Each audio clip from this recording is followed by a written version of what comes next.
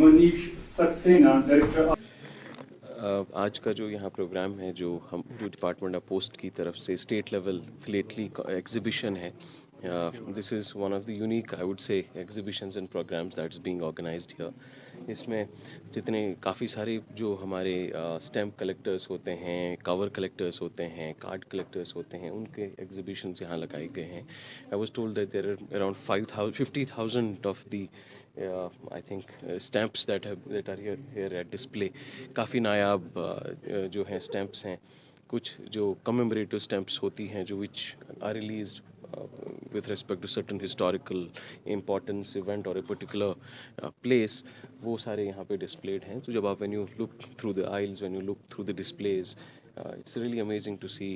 You can see the history through stamps. That is how it is. And I'm sure ये जो exhibition यहाँ पे चलेगा, मैं कोशिश यही रिक्वेस्ट करूँगा सबसे कि ज़्यादा से ज़्यादा लोग यहाँ आएँ, खास तौर पे बच्चे यहाँ पे आ जाएँ, students यहाँ पे आएँ. This is a lovely experience, and I would also like to congratulate the Department of Post for organizing this, for putting this all together. इसी के साथ आज एक special occasion भी है that Department of Post is also releasing one special cover with respect to the new Ghantaghar.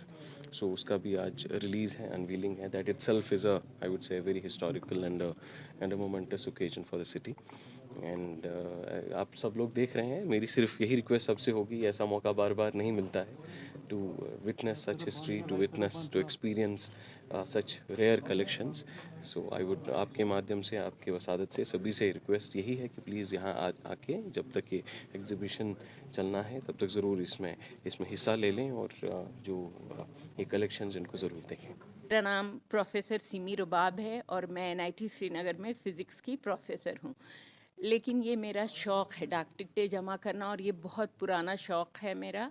और इसको अब मैं एग्ज़िबिशन नुमाइश इसलिए लगाती हूँ अपने कलेक्शन का कि ताकि अब नई जनरेशन में ये शौक़ पैदा हो, और ये भी तालीम हासिल करने का एक ज़रिया है. अलग अलग थीम पे हम जमा करते हैं. फॉर एग्ज़ाम्पल यहाँ पर मैंने जम्मू कश्मीर थीम पर और लगाया है ये जो 2 फ्रेम्स हैं कि जम्मू, ख़ास तौर से मेरे पास जो जम्मू कश्मीर की टिकटें हैं वो बहुत ही पुरानी टिकटें हैं. ये इसमें से 19 पहला जो फ़िलाटेलिक एग्ज़िबिशन यहाँ इसके ICC में लगा था 1979 में जितने, और तब टूरिज़्म के लिए भी लोगों ने इसमें हिस्सा लिया था, टूरिज़्म वालों ने भी. और टिकटें निकली थी जम्मू कश्मीर के लैंडस्केप पर, दरियाओं पे, पहाड़ों पे, ताकि लोगों को इसकी ज्योग्राफी का, इसकी खूबसूरती के बारे में अंदाज़ा हो. इसके हिस्टोरिकल बिल्डिंग्स पे निकली थी.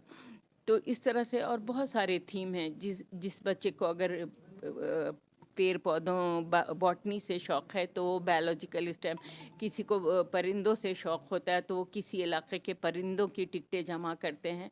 और टिकटें जो है ख़रीदी जा सकती हैं, ये इंटरनेट पर भी अवेलेबल होती हैं. आप अपने थीम की टिकट ख़रीद सकते हैं. तो हर कोई को हर किस्म का शौक़ होता है. कभी कभी मैं ख़रीद रही होती हूँ, कोई मुझे बोलता है कि आप ये क्यों ले रहे, मैंने कहा मुझे और कोई शौक़ नहीं है, तो इसलिए मैं इसी पे पैसा खर्च करती हूँ. कितना फ़ायदा मिलेगा जो नए जनरेशन को एक तो अपनी तारीख़ पता होगी, अपने सूबे की तारीख़ पता होगी, अपने मुल्क की तारीख़ पता होगी, हमारी साइंस एंड टेक्नोलॉजी की क्या तारीख़ है वो पता होगी. और कुछ चीज़ें हम स्लोगन से लोगों को बताते हैं, जैसे बेटी बचाओ बेटी पढ़ाओ, या फिर हम बताते हैं कि एनर्जी कंज़र्व करो, है ना, मतलब कि बिजली की बचत करनी है. और काबिल तजदीद तवानाई के ज़राए जैसे कि शमसी तवानाई है या विंड एनर्जी का इस्तेमाल करना है, पानी को ज़ाया नहीं करना. तो ये सब बातें अगर ज़बानी बोलते हैं तो उतना असर नहीं होता है. इन बातों के ऊपर जो अच्छी टिकटें होती हैं उनके ज़रिए जब लोगों को बताते हैं तो वो इमेज देख के और उनके साथ जो लिखा होता है उसको पढ़ के, और फिर अपनी, आजकल तो गूगल है तो गूगल के लिए कीवर्ड चाहिए, वहाँ से इनको डाक टिकटों से कोई कीवर्ड मिल जाता है और उस पर सर्च करके, तो ये एक आम तालीम प्लस रिसर्च दोनों कर सकते हैं, इस पे जमा करते हैं. और बड़े बड़े साइंसदानों ने को भी शौक़ था डाक टिकट. जैसे फ़िज़िक्स में एक साइंसदान बहुत मशहूर है बोर, तो वो भी डाक टिकट जमा करते थे.